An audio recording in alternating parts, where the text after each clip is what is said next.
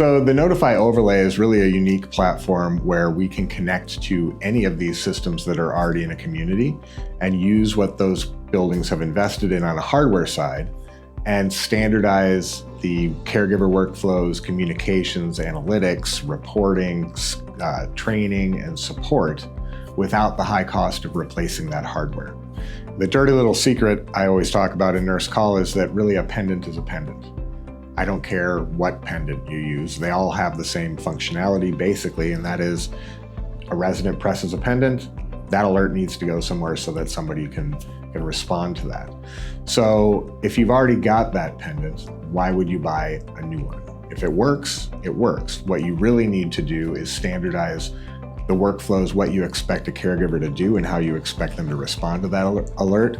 Get that data that you can from those alerts and be able to distribute that through an organization in an organized manner.